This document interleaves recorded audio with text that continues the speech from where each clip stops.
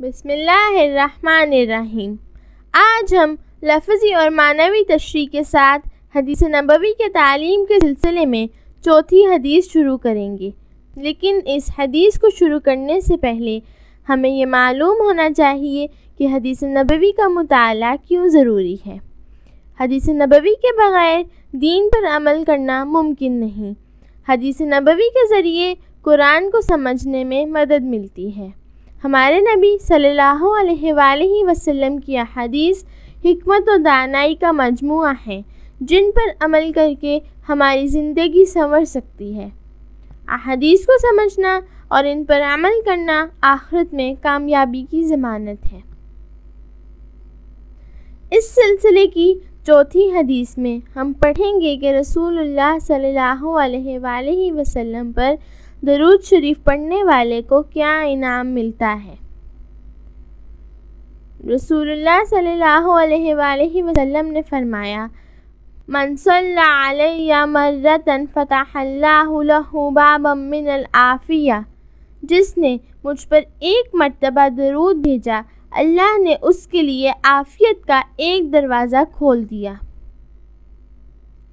نبی کریم صلی اللہ علیہ وآلہ وسلم محسن انسانیت ہیں، کیونکہ آپ نے بنی نوع انسان کو دنیا اور آخرت میں کامیابی کا راستہ دکھایا، اور آپ نے اپنی زندگی اور عمل سے ہمارے لیے اسوہ حسنہ پیش کیا۔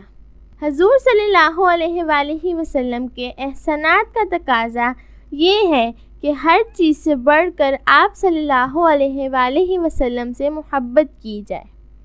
آپ صلی اللہ علیہ وآلہ وسلم سے محبت کی عملی شکل یہ ہے کہ آپ صلی اللہ علیہ وآلہ وسلم کی تعلیمات پر عمل کیا جائے اور محبت و عقیدت کے اظہار کے طور پر آپ صلی اللہ علیہ وآلہ وسلم پر درود و سلام بھیجا جائے۔ قرآن کریم میں سورہ احزاب میں ارشاد ہے، ان اللہ و ملائکتہ یصلون علی النبی یا ایھا الذین آمنوا صلوا علیہ وسلموا تسلیما۔ بے شک اللہ اور اس کے فرشتے نبی کریم صلی اللہ علیہ وآلہ وسلم پر درود بھیجتے ہیں، اے ایمان والو تم بھی ان پر درود و سلام بھیجا کرو۔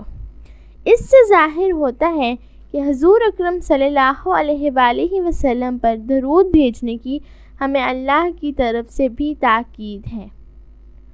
درود بھیجنے کا صلہ اور اجر نبی کریم صلی اللہ علیہ وآلہ وسلم نے خود اس حدیث میں ارشاد فرما دیا ہے کہ مجھ پر ایک مرتبہ درود بھیجنے کے بدلے میں اللہ تعالیٰ اس شخص کے لیے عافیت کا ایک دروازہ کھول دیتا ہے۔